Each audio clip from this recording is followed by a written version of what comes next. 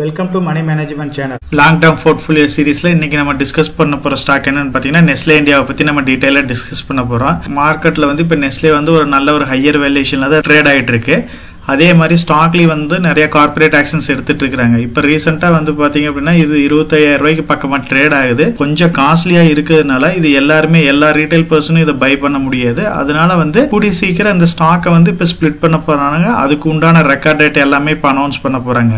So இப்ப இந்த stock ஸ்பிளிட்டுக்கு முன்னாடி இந்த ஸ்டாக்கை நம்ம பை பண்ணலாமா இல்ல ஆஃப்டர் ஸ்டாக் ஸ்பிளிட்டுக்கு அப்புறம் இதை பை பண்ணலாமா, இது ஃபியூச்சர்ல லாங் டர்ம்ல எந்த அளவுக்கு ரிட்டர்னை கொடுக்குங்கிறத பத்தி தான் இந்த வீடியோல வந்து கம்ப்ளீட்டா நம்ம அனலைஸ் பண்ண போறோம். நம்ம சேனல்லயே பாத்தீங்க அப்படின்னா போர்ட்ஃபோலியோ அப்படின்னு ஒரு பிளேலிஸ்ட் இருக்கு. அதை வந்து நம்ம லாங் டர்ம் ஃபோக்கஸ் பண்ணி நம்ம வந்து ஸ்டாக்ஸ் வந்து ஐடென்டிஃபை பண்ணிட்டு இருக்கோம். இப்போ வந்து 1 crore டார்கெட்டா வச்சுக்கிட்டு அதுக்கு சூட்டபிளான ஸ்டாக்ஸ் வந்து நம்ம ஐடென்டிஃபை பண்ணிக்கிறோம். ஒரு போர்ட்ஃபோலியோல எவ்வளவு ஸ்டாக்ஸ் இருக்கணும், ஒரு 1 crore போர்ட்ஃபோலியோ எப்படி உருவாக்குறது, ஒரு long term investment stock select பண்றதுக்கு முன்னாடி என்னென்ன பாராமீட்டர்ஸ் எல்லாமே செக் பண்ணணும், ஒரு சிங்கிள் ஸ்டாக்ல எவ்வளவு இன்வெஸ்ட் பண்ணணும், இதை பத்தி நம்ம கம்ப்ளீட்டா ஆல்ரெடி நம்ம டிஸ்கஸ் பண்ணிருக்கோம். போர்ட்ஃபோலியோ பிளேலிஸ்ட்ல இந்த வீடியோஸ் எல்லாமே அவைலபிளா இருக்கு. நீங்க அதை செக் பண்ணீங்க அப்படின்னா நிறைய குவாலிட்டியான ஸ்டாக்ஸ் பத்தி டீடைல்ஸ் வந்து உங்களுக்கு கம்ப்ளீட்டா கிடைக்கும். நிறைய செக்டர் ஸ்டாக்ஸ் வந்து ஐடென்டிஃபை பண்ணி அனலைஸ் பண்ணிருக்கோம். அந்த வகையில பாத்தீங்க அப்படின்னா ஆட்டோ செக்டர்ல வந்து டாடா மோட்டார், பஜாஜ் ஆட்டோஸ் வந்து கம்ப்ளீட்டா அனலைஸ் பண்ணிருக்கோம். பேங்கிங்கை பொறுத்த வரைக்கும் HDFC பேங்க்கும் ICICI பேங்க்கும் டிஸ்கஸ் பண்ணிருக்கோம். இன்ஜினியரிங்ல வந்து L&T ஸ்டாக்கை பத்தி டீடைலா டிஸ்கஸ் பண்ணிருக்கோம். FMCGல வந்து ITC, Hindustan Unilever, Tata consumer product, Nestle Indiaவை இன்னைக்கு டிஸ்கஸ் பண்ண போறோம். அதே மாதிரி ஐடி ஸ்டாக்கை பொறுத்த வரைக்கும் Infosys, Wipro, TCS, tech Mahindra, HCL technology, L3I மென்ட்ரி இதை பத்தி கம்ப்ளீட்டா அனலைஸ் பண்ணிருக்கோம். 1 இயருக்கு முன்னாடி பாத்தீங்க அப்படின்னா இதெல்லாம் ஒரு அட்ராக்டிவான வேல்யூஷன்ல கிடைச்சிச்சு. அந்த டைம்லயே நம்ம கன்சிடர் பண்ணலாம்னு சொல்லியிருந்தோம். இப்ப வந்து மார்க்கெட் ரேலியில ஐடி ஸ்டாக்ஸ் எல்லாமே நல்ல ஒரு ரிட்டர்னை கொடுத்துருக்கு. US ஃபெட் வந்து நெக்ஸ்ட் இயர்ல வந்து இன்ட்ரெஸ்ட் ரேட் கம்மி பண்றோம்னு சொல்லியிருக்காங்க. அப்படி பண்றப்ப இதுல ஃபர்ஸ்ட் பெனிஃபிட் ஆகுறது ஐடி ஸ்டாக்ஸ் தான் பெனிஃபிட் ஆக போகுது. ஸோ அதனால வந்து இன்னும் ஐடி ஸ்டாக்ஸ்ல வந்து ஒரு நல்ல ரேலியை எக்ஸ்பெக்ட் பண்ணலாம். ஐடி ஸ்டாக்ஸ்ல பொறுத்த வரைக்கும் கொஞ்சம் வந்து நம்ம வந்து ஜாஸ்தி இன்வெஸ்ட் பண்ணிடலாம். இப்ப வந்து அதர் செக்டர்ல நம்ம ஃபோக்கஸ் பண்ற நம்ம போர்ட்ஃபோலியோ வெயிட்டேஜ் வந்து நம்ம ஆவரேஜ் பண்ண முடியும். அதே மாதிரி ஜுவல்லரியை பொறுத்த வரைக்கும் டைட்டன் ஸ்டாக்கை பத்தி நம்ம டீடைலா டிஸ்கஸ் பண்ணிருக்கோம். மெட்டல்ல வந்து டாடா ஸ்டீல் டிஸ்கஸ் பண்ணிருக்கோம். ஃபார்மாவை பொறுத்த வரைக்கும் டாக்டர் ரெட்டிஸ் வந்து டிஸ்கஸ் பண்ணிருக்கோம். ரிஃபைனரிஸ் பொறுத்து ரிலையன்ஸ் இண்டஸ்ட்ரீஸ் வந்து நம்ம டிஸ்கஸ் பண்ணிருக்கோம். நம்ம 1 crore போர்ட்ஃபோலியோ உருவாக்குறதுக்கு ஒரு சில பாராமீட்டர்ஸ், அதாவது கண்டிஷன்ஸ் வந்து நம்ம ஃபாலோ பண்ணிட்டு இருக்கோம். அது என்னன்னு பாத்தீங்கன்னா மெயினா வந்து செக்டர் அலோகேஷன் இருக்கணும். ஸோ செக்டர் அலோகேஷன் வேணுங்கிறதுக்கோசரம் தான் வந்து auto sector, banking sector, engineering, FMCG, IT, jewellery, metal, pharma, refineries இந்த மாதிரி வந்து நம்ம ஐடென்டிஃபை பண்ணிருக்கோம். இன்னும் ஒரு சில செக்டர்ஸ் வந்து ஐடென்டிஃபை பண்ண போறோம். நம்மளோட இன்வெஸ்ட்மெண்ட் பேஸ்கெட்ல மினிமம் 20 to 30 ஸ்டாக்ஸ் ஆச்சு நம்ம லாங் டர்ம் போர்ட்ஃபோலியோக்கு கன்சிடர் பண்ணலாம். அந்த அளவுக்கு ஸ்டாக்ஸ் வந்து நம்ம ஐடென்டிஃபை பண்ண போறோம். நம்ம செலக்ட் பண்ற ஸ்டாக்ஸ்ல மேக்ஸிமம் வந்து ஒரு 80% வந்து Nifty 50ல இருந்து ஐடென்டிஃபை பண்ண போறோம். ரிமைனிங் ஒரு 20% வந்து அதர்ஸ்ல வந்து நம்ம ஐடென்டிஃபை பண்ண போறோம். முடிஞ்ச வரைக்கும் நம்ம போர்ட்ஃபோலியோ ப்ராப்பரான மேனேஜ்மெண்ட் இருக்கணும். எந்த ஒரு சிங்கிள் ஸ்டாக்லயும் வந்து ஹெவியா இன்வெஸ்ட் பண்ணிடக்கூடாது. 10% தான் வந்து நம்ம இன்வெஸ்ட்மெண்ட் அமௌண்ட் இருக்கணும். கரெக்டான ஆப்பர்ச்சுனிட்டிஸ் கிடைக்கிறப்ப இப்ப ரீசெண்டா டிஸ்கஸ் பண்ண மாதிரி ஐடி ஸ்டாக்ஸ் வந்து 1 இயருக்கு முன்னாடி நல்ல வேல்யூஷன்ல கிடைச்சு அந்த மாதிரி ஆப்பர்ச்சுனிட்டி கிடைக்கிற குவாலிட்டியான ஸ்டாக்ஸ் எல்லாமே நம்ம பை பண்ணி வைக்கிறோம். அப்புறம் வந்து நம்ம ஃபைனலா வந்து மார்க்கெட் ஒரு நல்ல ஹியூஜ் ரேலி கொடுத்துச்சு அப்படின்னா அந்த டைம்ல வந்து நம்மளோட போர்ட்ஃபோலியோ வந்து வெயிட்டேஜ் வந்து நம்ம ஆவரேஜ் பண்ணிக்கலாம். நெஸ்லே இந்தியாவை பத்தி ஃபர்ஸ்ட் ஒரு ஓவர்வியூ பார்த்துட்டு அப்புறம் வந்து எதனால இந்த ஸ்டாக்கை வந்து நம்ம செலக்ட் பண்ணிருக்கோம், இதோட ஷேர் ஹோல்டிங் பேட்டர்ன் எப்படி இருக்கு, ஃபண்டமெண்டல் அனாலிசிஸ் எப்படி இருக்கு, டெக்னிக்கல் அனாலிசிஸ் எப்படி இருக்கு, என்னோட போர்ட்ஃபோலியோல என்ன ரேஞ்சில் இருந்து நான் வந்து இதை அக்குமுலேட் பண்ணிட்டு இருக்கேன், இதுக்கு காம்படிட்டரா இருக்கிற அதர் கம்பெனிஸ் எப்படி இருக்கு, இந்த கம்பெனியோட அட்வான்டேஜஸ் என்ன, டிஸ்அட்வான்டேஜஸ் என்னங்கிறத பத்தி தான் இந்த ஒரு கேஸ் ஸ்டடி மாதிரி நம்ம பார்க்க போறோம். நெஸ்லே இந்தியாவை பொறுத்த வரைக்கும் இங்க FMCGல வந்து ஒரு தவிர்க்க முடியாத கம்பெனியா இருக்கிறாங்க. மற்ற எல்லா FMCG கம்பெனியை விட இவங்க வந்து கொஞ்சம் காஸ்ட்லியான கம்பெனியா தான் இருக்கு. எதனால அப்படின்னு பாத்தீங்கன்னா இவங்களோட பிசினஸ் மாடல் வந்து ரொம்ப கிளியரா இருக்கு. அதே மாதிரி மேனேஜ்மெண்ட்டும் வந்து கிளியரா இருக்கிறதுனால நல்ல ஒரு ஹையான ரேட்ல தான் வந்து ட்ரேட் ஆயிட்டு இருக்கு. நெஸ்லேவை பொறுத்த வரைக்கும் இவங்க வந்து சுவிஸ் பேஸ்டு ஒரு கம்பெனி தான், மல்டிநேஷனல் கம்பெனியா இருக்காங்க. இந்தியால வந்து இவங்க ஹரியானால வந்து இவங்களோட ஹெட் குவார்டர்ஸ் இருக்கு. இவங்க 1959லயே வந்து நெஸ்லே இந்தியா வந்து ஸ்டார்ட் பண்ணிட்டாங்க. 65 வருஷத்துக்கு மேல இந்த கம்பெனி வந்து ரன் ஆயிட்டு இருக்கு. இண்டஸ்ட்ரின்னு பாத்தீங்கன்னா மெயினா வந்து ஃபுட் ப்ராசஸிங்ல தான் இவங்க என்ட்ரி கொடுத்தாங்க. இவங்களோட சர்வீஸ் வந்து வேர்ல்டு வைடு இருக்கு. இவங்களோட பேரண்ட் கம்பெனி வந்து நெஸ்லேவா இருக்கு. சோ இது வந்து ஒரு சுவிஸ் பேஸ்டு மல்டிநேஷனல் கம்பெனியா இருக்கு. இந்த கம்பெனியை பொறுத்த வரைக்கும் கீ பீப்புள்னு பாத்தீங்க அப்படின்னா சுரேஷ்ங்கிறவர் வந்து CMD-யா இருக்கிறார். அதே மாதிரி டேவிட்ங்கிறவர் CFO-வா இருக்காரு. மார்டின்ங்கிற வந்து எக்ஸிகியூட்டிவ் டைரக்டர், அதே மாதிரி அஜய் பிரேமல்ங்கிறவர் இண்டிபெண்டன்ட் டைரக்டரா இருக்காங்க. இவங்க எல்லாம் வந்து இந்த கம்பெனியில வந்து மெயினான கீ பீப்புள்ஸா இருக்காங்க. இந்த கம்பெனியை பொறுத்த வரைக்கும் மெயின் ப்ராடக்ட்ஸ்னு பாத்தீங்க அப்படின்னா மேகி இருக்கு, நெஸ்கஃபே இருக்கு, கிட்கேட் இருக்கு, செர்லாக் இருக்கு, ஃபாலோ இருக்கு. இது இல்லாம இன்னும் பாப்புலரான ஒரு சில பிராண்ட்ஸ் இருக்கு. நெஸ்லேவை பொறுத்த வரைக்கும் ரேட் வந்து இப்போ கொஞ்சம் காஸ்ட்லியா தான் ட்ரேட் ஆயிட்டு இருக்கு. இன்னைக்கு பாத்தீங்க அப்படின்னா ஒரு நல்ல ஒரு ஹியூஜ் ரேலி கொடுத்துருக்கு. ஸ்டாக் வந்து இப்போ ஸ்பிளிட் பண்ண போறாங்க. இப்போ வந்து ஒரு ஸ்டாக் வச்சிருக்கிறவங்களுக்கு 10 ஸ்டாக்கா வந்து ஸ்பிளிட் பண்ண போறாங்க. அதாவது ஃபேஸ் வேல்யூ 10 இருக்கிறது 1 மாத்த போறாங்க. மார்க்கெட்ல வந்து பாத்தீங்க அப்படின்னா இப்போ நியர்லி 25,000 ரூபாய்க்கு பக்கம் அந்த ஸ்டாக் வந்து ட்ரேட் ஆயிட்டு இருக்கு. இது வந்து ரீட்டைல் பர்சன் எல்லாருமே பார்ட்டிசிபேட் பண்றது ரொம்ப சிரமமா இருக்கு. ஏன்னா ஒரு ஸ்டாக்கே வந்து 25,000 ரூபாய் நம்ம ஸ்பெண்ட் பண்ண வேண்டியது இருக்கு. ஸோ ரீட்டைல் பர்சன் வந்து ஜாஸ்தி பண்றதுக்கோசரம் இவங்க கம்பெனி வந்து ஸ்டாக்கை வந்து ஸ்பிளிட் பண்ண போறாங்க. அப்போ வந்து பாத்தீங்க அப்படின்னா ஒரு ஸ்டாக் வந்து 2,500 ரூபாய் பிளஸ் ஆர் மைனஸ்ல வந்து ட்ரேட் ஆகிறதுக்கு பாசிபிலிட்டிஸ் இருக்கு. இதுக்கு உண்டான ரெக்கார்ட் டேட் எல்லாமே அனௌன்ஸ் பண்ணிட்டாங்க. ஜனவரி 5ஆம் தேதி வந்து ரெக்கார்ட் டேட்டா கொடுத்துருக்காங்க. அதுக்கு முன்னாடி நீங்க வந்து நெஸ்லே இந்தியா ஸ்டாக் வந்து ஒரு ஸ்டாக் வாங்கினீங்க அப்படின்னா உங்களுக்கு வந்து 10 ஸ்டாக்கா கிடைக்கும். இந்த ஸ்டாக் வந்து ஆஃப்டர் ஸ்பிளிட்டுக்கு அப்புறம் ஓரளவுக்கு ஒரு சின்ன ஒரு ரேலி கொடுக்கறதுக்கும் பாசிபிலிட்டிஸ் இருக்கு. ஏன்னா ரீட்டைல் பர்சன் எல்லாருமே வந்து இப்போ வாங்கணும் அப்படின்னா ஒரு ஸ்டாக் வந்து 25,000 ரூபாய் வரைக்கும் ஸ்பெண்ட் பண்ண வேண்டியது இருக்கு. இதே வந்து ஆஃப்டர் ஸ்பிளிட்டுக்கு அப்புறம் பாத்தீங்கன்னா 2,500 ரூபாய்க்கு மேல இருந்தாவே போதும். அதனால ஒரு சின்ன பவுன்ஸ் பேக் இருக்கிறதுக்கு பாசிபிலிட்டிஸ் இருக்கு. ஸ்டாக் ஸ்பிளிட் நியூஸ்ல வந்து சின்ன பவுன்ஸ் பேக் வரும். அந்த ரேலிக்கோசரம் நீங்க வந்து இந்த ஸ்டாக்கை வந்து கன்சிடர் பண்ண தேவையில்லை. நீங்க எஃப்எம்சிஜில வந்து ஸ்டாக்ஸ் ஐடென்டிஃபை பண்ணணும். அதாவது உங்களோட போர்ட்ஃபோலியோல அட்ராக்டிவான வேல்யூஷன்ல இருக்கிற நிறைய எஃப்எம்சிஜி கம்பெனி இருக்குது. அது எல்லாமே ஓரளவுக்கு ஹோல்டிங்ஸ் வச்சிருக்கீங்க. ஸோ உண்மையுமே உங்களோட எஃப்எம்சிஜி போர்ட்ஃபோலியோவை வந்து கொஞ்சம் டைவர்டிஃபை பண்ணணும் அப்படின்னா நீங்க வந்து நெஸ்லே இந்தியாவை கன்சிடர் பண்ணலாம். நெஸ்லேவும் ஒரு குறிப்பிட்ட டைம்ல வந்து ஒரு அட்ராக்டிவான வேல்யூஷன் கிடைக்கிறப்ப டெஃபினட்டா இதை வந்து கன்சிடர் பண்ணலாம். இப்போ ஷார்ட் டைம் ரேலியில வந்து நீங்க பார்ட்டிசிபேட் பண்ண தேவையில்லை. கொஞ்சம் வெயிட் பண்ணணும் அப்படின்னா நல்ல ரேட்லயே வந்து இதை பை பண்ண முடியும். இந்த ஸ்டாக்கை பொறுத்த வரைக்கும் நம்ம செலக்ட் பண்ற ரீசன்ஸ் இருக்கு. ஃபர்ஸ்ட் என்னன்னு பாத்தீங்கன்னா இது வந்து நிப்டி 50ல லிஸ்ட் ஆயிருக்கு. அதே மாதிரி மியூச்சுவல் ஃபண்ட் ஹோல்டிங்ஸ்ல வந்து மோஸ்ட் பாப்புலர் கம்பெனியா இருக்கு. டாப் 100 மியூச்சுவல் ஃபண்ட் கம்பெனிஸ்லயும் இது லிஸ்ட் ஆயிருக்கு. டாப் 100 கம்பெனிஸ்ல வந்து மார்க்கெட் கேபிட்டல் வைஸ் இந்த கம்பெனி லிஸ்ட் ஆயிருக்கு. ஸோ இந்த பேராமீட்டர்ஸ் எல்லாமே வந்து ஒரு குவாலிட்டியான ஸ்டாக்ஸா இருக்கிறதுக்கு பேசிக் பேராமீட்டர்ஸ். அதாவது நிப்டி 50ல இருக்குதும் சரி, மியூச்சுவல் ஃபண்ட் ஹோல்டிங்ஸ் ஜாஸ்தியா இருக்குதும் சரி, மார்க்கெட் கேபிட்டல் வைஸ் டாப்பா இருக்கிறது சரி, ஃபண்டமெண்டலா ஸ்ட்ராங்கா இருக்கிறதுனால லாங் டேர்முக்கு டெஃபினட்டா இந்த மாதிரி ஸ்டாக்ஸ் வந்து நம்ம ஐடென்டிஃபை பண்ணி போர்ட்ஃபோலியோல ஆட் பண்ண முடியும். நிப்டி 50 பொறுத்த வரைக்கும் எஃப்எம்சிஜி வந்து 9.2% இருக்கு. அதாவது பினான்சியல் சர்வீஸை பொறுத்த வரைக்கும் 35% இருக்கு. ஐடியை பொறுத்த வரைக்கும் 13% இருக்கு. ஆயிலை பொறுத்த வரைக்கும் 11% இருக்கு. நெக்ஸ்ட் இருக்கிற பெரிய செக்டர் அப்படின்னு பாத்தீங்கன்னா எஃப்எம்சிஜி தான். அது 9.22% இருக்கு. அந்த 9.22%லயே பாத்தீங்க அப்படின்னா ஐடிசி வந்து ஒரு 4.37 இருக்கு. ஹிந்துஸ்தான் யூனிலிவர் 2.57 இருக்கு. நெஸ்லே வந்து பாத்தீங்க அப்படின்னா நியர்லி 1% இருக்கு. ஸோ மியூச்சுவல் ஃபண்டை பொறுத்த வரைக்கும் இவங்க 234 மியூச்சுவல் ஃபண்டுக்கு மேல வந்து நெஸ்லே இந்தியா வந்து அவங்களோட போர்ட்ஃபோலியோல ஹோல்ட் பண்றாங்க. மியூச்சுவல் ஃபண்ட் கம்பெனிஸ் நிறைய பை பண்றதுனால இந்த ஸ்டாக்கோட ரேட் வந்து அந்த அளவுக்கு ஃபால் ஆயிராது. மார்க்கெட் ரேலி ஆச்சு அப்படின்னா டெஃபினட்டா வந்து இந்த ஸ்டாக் வந்து நல்ல ஒரு ஹைக்கு தான் கொடுக்கும். மார்க்கெட் கேபிட்டல் வைஸ் பாத்தீங்க அப்படின்னா இந்த கம்பெனி வந்து 2,43,000 கோடிக்கு மேல இருக்கிற ஒரு பெரிய கம்பெனியா தான் இருக்கு. அதனாலதான் வந்து இந்த கம்பெனி வந்து நம்ம லாங் டேர்முக்கு கன்சிடர் பண்ணலாம்னு டிஸ்கஸ் பண்ணிருக்கோம். இப்போ இந்த கம்பெனியோட ஷேர் ஹோல்டிங்கை பொறுத்த வரைக்கும் இதுல மெயினான ப்ரொமோட்டர் ஹோல்டிங் இருக்காங்க, எஃப்ஐஐ பார்ட்டிசிபேட் பண்றாங்க, டிஏஏ இருக்காங்க, அண்ட் அதர்ஸ் எல்லாமே பார்ட்டிசிபேட் பண்றாங்க. ப்ரொமோட்டர் ஹோல்டிங்கை பொறுத்த வரைக்கும் இதுல வந்து 62% வந்து ஸ்ட்ராங்கான ப்ரொமோட்டர் இருக்கிறாங்க. அதே மாதிரி எஃப்ஐஐ பொறுத்த வரைக்கும் 12% இருக்காங்க. டிஏஐ பொறுத்த வரைக்கும் ஒரு 9% இருக்காங்க. பப்ளிக்கை பொறுத்த வரைக்கும் ஒரு 15% இருக்காங்க. அதர்ஸ்ல வந்து 0.01% இருக்காங்க. ஸோ இது வந்து ஒரு ஸ்ட்ராங்கான ப்ரொமோட்டர் ஹோல்டிங் இருக்கிற கம்பெனி தான். ப்ரொமோட்டர் ஹோல்டிங் ஸ்ட்ராங்கா இருந்துச்சு அப்படின்னா அதோட growthக்கு எல்லா வகையிலையும் பார்ட்டிசிபேட் பண்ணும். இவங்க வந்து கார்பரேட் ஆக்ஷன், இப்போ டிவிடெண்ட் ஆகட்டும், போனஸ் ஆகட்டும், பைபேக், இந்த மாதிரி டிசிஷன்ஸ் எல்லாமே அவங்க வந்து கிளியரா பாஸ் பண்ண முடியும். ஸ்ட்ராங்கான ப்ரொமோட்டர் ஹோல்டிங் இருக்குது. இந்த கம்பெனிக்கு வந்து ஒரு அடிஷனல் ஃபியூச்சரா தான் நம்ம பார்க்கணும்.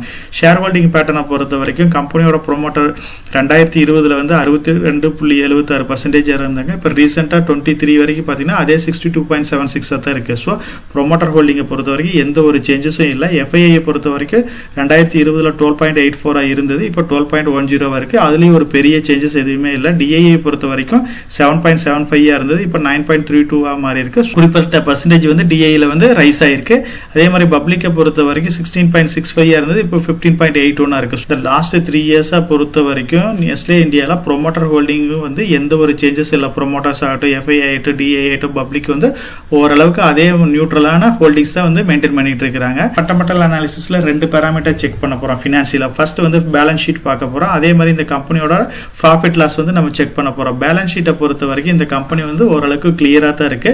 டிசம்பர் 2021 இந்த கம்பெனியோட லயபிலிட்டி பாத்தீங்க அப்படின்னா 4,400 கோடியா இருந்திருக்கு. அதே ஜூன் 2023 பாத்தீங்கன்னா 9,400 1652 கோடியா மாறி இருக்கு. ஸோ நல்ல ஒரு இம்ப்ரூவ்மெண்ட் தான். டோட்டல் அசெட்ஸை பொறுத்த வரைக்கும் இந்த கம்பெனி இது 2021 4400 கோடியா இருந்தது. சேம் அதே தான். ஜூன் 2023 9500 கோடிக்கு பக்கமா இருக்கு. நம்ம வந்து பேலன்ஸ் ஷீட் இம்பார்ட்டன்டான பேராமீட்டர்ஸ் மட்டும் செக் பண்ணலாம். எல்லாத்தையும் செக் பண்ணா இந்த வீடியோவோட லென்த் ரொம்ப ஜாஸ்தி ஆயிரும். பிக்ஸ்ட் அசெட் பாத்தீங்க அப்படின்னால 1500 கோடியில இருந்து இப்ப 2023 3070 கோடியா மாறி இருக்கு. இது எல்லாமே வந்து நெஸ்லே இந்தியாவுக்கு ஒரு பாசிட்டிவான நியூஸ் தான். பேலன்ஸ் ஷீட் வைஸ் இந்த கம்பெனி வந்து ரொம்ப ஸ்ட்ராங்கா தான் இருக்காங்க. அதே மாதிரி ப்ராஃபிட் லாஸ் ஸ்டேட்மெண்ட்டை பொறுத்த வரைக்கும் இந்த கம்பெனியோட ஆபரேஷனல் ப்ராஃபிட் 2011 1500 கோடியா இருந்தது. இப்ப வந்து பாத்தீங்க அப்படின்னா 2022 3700 கோடியா மாறி இருக்கு. நல்ல ஹியூஜான டிஃபரன்ஸ் தான். ப்ராஃபிட் பிஃபோர் டாக்ஸ் பாத்தீங்க அப்படின்னா 1388 கோடியா இருந்தது. அதே 22 3250 கோடியா மாறி இருக்கு. நல்ல ஒரு இம்ப்ரூவ்மெண்ட் தான். நெட் ப்ராஃபிட்டை பொறுத்த வரைக்கும் 2011 962 கோடியா இருந்தது. இப்போ வந்து 2022 பாத்தீங்க அப்படின்னா 2391 கோடியா மாறி இருக்கு. டிவிடெண்ட் பே அவுட் நல்லா கொடுத்துட்டே இருக்காங்க. இபிஎஸும் பாத்தீங்கன்னா இயர் பை இயர் நல்ல இம்ப்ரூவ்மெண்ட் காமிச்சிட்டு தான் இருக்காங்க. ஸோ ஃபண்டமெண்டலா பாத்தீங்க அப்படின்னா ட்ராக் ரெக்கார்டு பிரகாரம் நெஸ்லே இந்தியா வந்து பேலன்ஸ் ஷீட் வைஸும் ப்ராஃபிட் லாஸ் ஸ்டேட்மெண்ட் வைஸும் ரொம்ப ஸ்ட்ராங்கா தான் இருக்காங்க. கம்பெனியோட ஒரு சில மெயினான பேராமீட்டர்ஸ் வந்து இப்போ அனலைஸ் பண்ண போறோம். ஒரு ஸ்டாக்கை செலக்ட் பண்றதுக்கு முன்னாடி இந்த கம்பெனியோட ரெவன்யூ எப்படி இருக்கு, நெட் ப்ராஃபிட் எப்படி இருக்கு, இபிஎஸ் எப்படி இருக்கு, புக் வேல்யூ பர் ஷேர் எப்படி இருக்கு, ரிட்டர்ன் ஆன் ஈக்விட்டி எப்படி இருக்கு, டெப்ட் ஈக்விட்டி ரேஷியோ, இந்த பேராமீட்டர்ஸ் வந்து ஒரு லாஸ்ட் 5 இயர்ஸ்க்காச்சு கண்டிப்பா நம்ம செக் பண்ணிருக்கணும். ரெவன்யூவை பொறுத்த வரைக்கும் 2018 இந்த கம்பெனியோட ரெவன்யூ வந்து 11200 கோடிக்கு மேல இருக்கு. 2022 16891 கோடியா மாறி இருக்கு. இந்த கம்பெனி வந்து இயர் பை இயர் நல்ல இம்ப்ரூவ்மெண்ட் கொடுத்துக்கிட்டே தான் இருக்காங்க. இந்த கிராஃபை பாத்தீங்க அப்படின்னாவே உங்களுக்கு கிளியரா புரியும். 11000 கோடியில இருந்து 16000 கோடியா மாறி இருக்கு. நெட் ப்ராஃபிட்டை பொறுத்த வரைக்கும் நல்ல இம்ப்ரூவ்மெண்ட் தான். 1606 கோடியா இருந்தது 2018. இப்ப 2022 2390 கோடியா மாறி இருக்கு. நல்ல ஒரு இம்ப்ரூவ்மெண்ட் தான். இபிஎஸ் பொறுத்த வரைக்கும் இந்த கம்பெனியோட 2018 166 இருந்தது. இப்ப வந்து 247 மாறி இருக்கு. சோ நல்ல ஒரு இம்ப்ரூவ்மெண்ட் தான். இந்த கிராஃப் எல்லாமே உங்களுக்கு கிளியரா இண்டிகேட் பண்ணுது. எல்லாமே வந்து இயர் பை இயர் நல்ல கண்டினியூஸா இம்ப்ரூவ் ஆயிட்டே தான் இருக்கு. கோவிட் டைம்ல கூட ஒரு பெரிய பாதிப்பு வந்து இந்த கம்பெனிக்கு கொடுக்கல. அந்த டைம்ல வந்து ஒரு நல்ல growth தான் வந்து கொடுத்துச்சு. அதே மாதிரி இந்த கம்பெனியோட புக் வேல்யூ பர் ஷேர் பாத்தீங்க அப்படின்னா 2018 381 இருந்துச்சு. அதுக்கப்புறம் வந்து கொஞ்சம் வேல்யூ வந்து டவுன் ஆகி 2022 255 ரூபான்ற ரேட்ல தான் ட்ரேட் ஆயிட்டு இருக்கு. ஸோ புக் வேல்யூ பொறுத்த வரைக்கும் மதர் எஃப்எம்சிஜி ஸ்டாக்கை கம்பேர் பண்றப்ப இது வந்து வேல்யூஷன் வைஸ் ரொம்ப காஸ்ட்லியா தான் இருக்கு. நம்ம ஆல்ரெடி வந்து இன்ட்ரோடக்ஷன்லயே நம்ம டிஸ்கஸ் பண்ணோம்.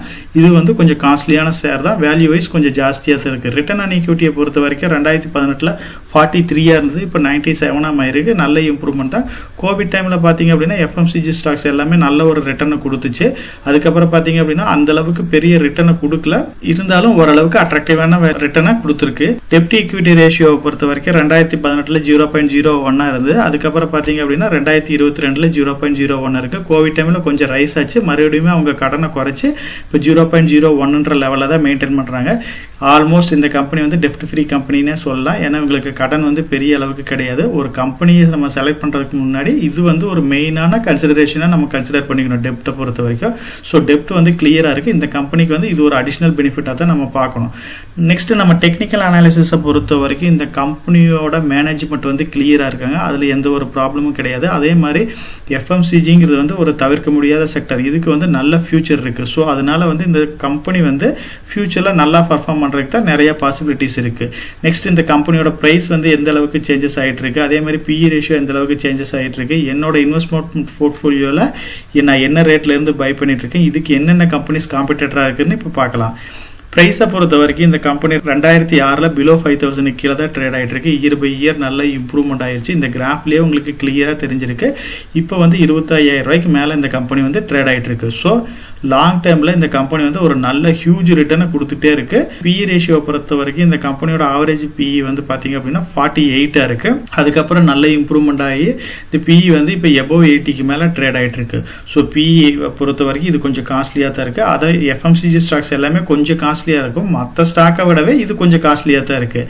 என்னோட இன்வெஸ்ட்மெண்ட் போர்ட்ஃபோலியோல பாத்தீங்க அப்படின்னா நான் 2019 இருந்து இந்த ஸ்டாக்கை வந்து கன்சிடர் பண்ணிட்டு இருக்கேன். நான் பை பண்றப்ப எனக்கு 10,700 ரூபாய்ன்ற பிரைஸ்ல இருந்துச்சு. அதுக்கு பிலோ 20 20,000 வரைக்கும் நான் பை பண்ணிட்டு தான் இருந்தேன். அப்போ வந்து என்னோட ஆவரேஜ் பிரைஸ் வந்து 14,000 ரூபாயா மாறிச்சு. நான் வந்து இந்த ஸ்டாக் வந்து ரொம்ப காஸ்ட்லியா இருக்கிறதுனால ரேட் வைஸும் சரி அதே மாதிரி வேல்யூஷன் வைஸ் வந்து காஸ்ட்லியா இருக்கிறதுனால ஆப்பர்ச்சுனிட்டிஸ் கிடைக்கும் அந்த டைம்ல இன்வெஸ்ட் பண்ணலாம்னு நான் பெருசா இன்வெஸ்ட் பண்ணல. அதனால என்னோட இன்வெஸ்ட்மெண்ட் போர்ட்ஃபோலியோல வந்து பிலோ 1 lakh கீழே தான் இது இருக்கு. இந்த கம்பெனிக்கு காம்படிட்டர் கம்பெனிஸ்னு பாத்தீங்கன்னா நிறைய FMCG கம்பெனிஸ் இருக்கு. அதுல மெயினான கம்பெனி அப்படின்னு பாத்தீங்கன்னா ITC சொல்லலாம். அதே மாதிரி பிரிட்டானியா இண்டஸ்ட்ரீஸ் இருக்கு. அதே மாதிரி Hindustan Unilever, Tata consumer product, Nestle India இருக்கு. இப்ப நம்ம பார்த்த இந்த கம்பெனில ஹிந்துஸ்தான் யூனிலீவரும் நெஸ்லே இந்தியாவும் வந்து MNC கம்பெனிஸ், அதாவது ப்ரொமோட்டர் வந்து அதர் கண்ட்ரீஸ்ல இருக்காங்க. அதர் கண்ட்ரீஸ்ல இருக்கிறதுனால இவங்க ராயல்ட்டின்ற முறையில ஒரு குறிப்பிட்ட அமௌண்ட் வந்து வெளியே எடுக்கிறாங்க. அதெல்லாம் வந்து பாத்தீங்க அப்படின்னா இந்த மாதிரி MNC கம்பெனிக்கு வந்து ஒரு நெகட்டிவ் ஃபேக்டரா பாக்குறோம். இருந்தாலுமே இது எல்லாமே growth oriented ஸ்டாக்ஸ் தான், நல்ல ஃபியூச்சர் இருக்கிற ஸ்டாக்ஸ் தான்.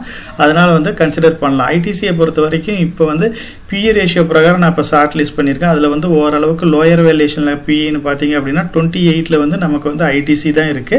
ITCயை பொறுத்த வரைக்கும் இவங்க பியூரா வந்து FMCG மட்டும் இல்ல, நிறைய பிசினஸ்ல இருக்காங்க. இருந்தாலுமே இப்ப ரீசெண்டா வந்து ITC வந்து FMCGல நல்லா பெர்ஃபார்ம் பண்ணிட்டு இருக்காங்க. கூடிய சீக்கிரம் வந்து இந்த கம்பெனி வந்து FMCGல வந்து டாப் மோஸ்ட் பிளேயர் ஆகிறதுக்கு நிறைய பாசிபிலிட்டிஸ் இருக்கு. ஸோ அதனால இப்போ அட்ராக்டிவான வேல்யூஷன்ல இருக்குது.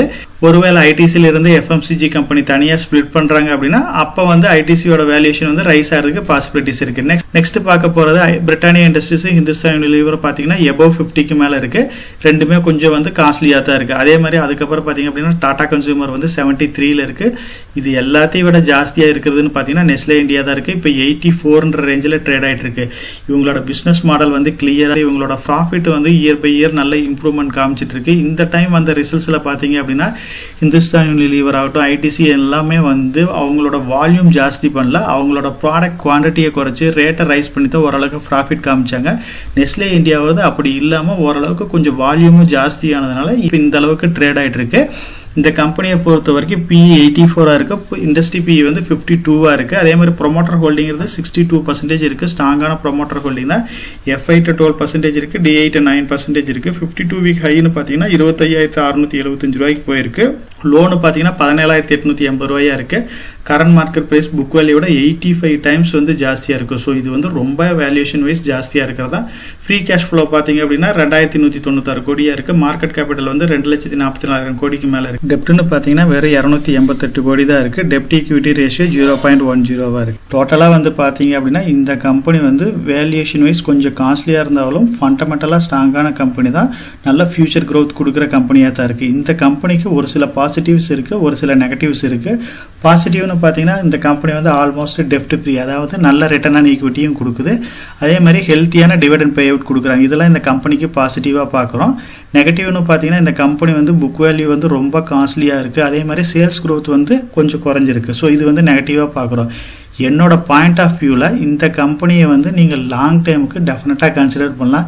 இப்ப ஷார்ட் டைம்ல வர்ற ரேலிக்கோசரம் நீங்க வந்து எதுலையுமே பார்ட்டிசிபேட் பண்ணாதீங்க. FMCGல வந்து அதர் கம்பெனிஸ் வந்து ஓரளவுக்கு வச்சிருக்கீங்க அப்படின்னா நீங்க டைவர்டிபிகேஷனுக்கோசரம் இந்த ஸ்டாக்கை வந்து கன்சிடர் பண்ணலாம்.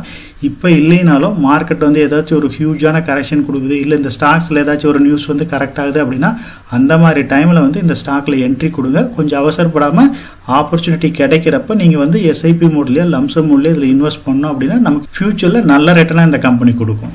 நம்ம சேனல் மெம்பர் கம்யூனிட்டியில போர்ட்ஃபோலியோ அப்டேட், அதாவது என்னோட போர்ட்ஃபோலியோல என்ன ஸ்டாக் பை பண்றேன், என்ன ஸ்டாக் செல் பண்றேன், என்னென்ன சேஞ்சஸ் பண்ணிட்டு இருக்கேன், இதை பத்தி இன்ஃபர்மேஷன்ஸ் வந்து ஷேர் பண்ணிட்டு இருக்கேன். டெய்லி மார்க்கெட் அப்டேட் வந்து முடிஞ்ச வரைக்கும் போஸ்ட் பண்ணிட்டு இருக்கேன். கார்பரேட்ல என்னென்ன ஈவென்ட் இருக்கு, நம்மளோட இந்திய எக்கனாமியை பத்தி ஒரு சில யூஸ்ஃபுல்லான இன்ஃபர்மேஷன்ஸ் எல்லாமே ஷேர் பண்ணிட்டு இருக்கோம். மெம்பர் கம்யூனிட்டியில ஜாயின் பண்ணி இதை ரெகுலரா ஃபாலோ பண்ணீங்க அப்படின்னா உங்களுக்கு நாலேஜ் இம்ப்ரூவ் ஆகிறது மட்டும் இல்லாம உங்களோட போர்ட்ஃபோலியோவை ஹெல்த்தியா பில்ட் பண்றதுக்கு எல்லா வகையிலையும் சப்போர்ட்டிவா இருக்கும். இப்ப டிஸ்கஸ் பண்ண இன்ஃபர்மேஷன் எல்லாம் உங்களுக்கு யூஸ்ஃபுல்லா இருக்கும்னு நினைக்கிறேன்.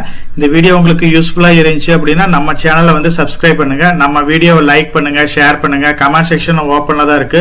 சோ இந்த வீடியோ பத்தி உங்களோட ஒப்பீனியன் என்ன, இதுல என்னென்ன டவுட்ஸ் இருக்கு அப்படின்னு நீங்க கமெண்ட் செக்ஷன்ல போஸ்ட் பண்ணீங்க அப்படின்னா உங்களுக்கு மட்டும் இல்லாம நம்ம வியூவர்ஸ் எல்லாத்துக்குமே நல்ல ஒரு சப்போர்ட்டிவா இருக்கும். நான் ஒரு செபி ரிஜிஸ்டர்ட் அட்வைசர் கிடையாதுங்க. நம்ம சேனல்ல போடுற வீடியோக்கள் எல்லாமே வந்து பாத்தீங்கன்னா எஜுகேஷனல் ஆர் இன்ஃபர்மேஷன் பர்பஸ்க்கோசரம் போஸ்ட் பண்ற வீடியோக்கள் தாங்க. இன்வெஸ்ட்மெண்ட்னா கண்டிப்பா ரிஸ்க் இருக்கும். அதனால நீங்க உங்க பினான்சியல் அட்வைசர் டிஸ்கஸ் பண்ணியோ இல்ல நீங்களா ஓன் டிசிஷன் எடுத்தோ இன்வெஸ்ட் பண்ணுங்க.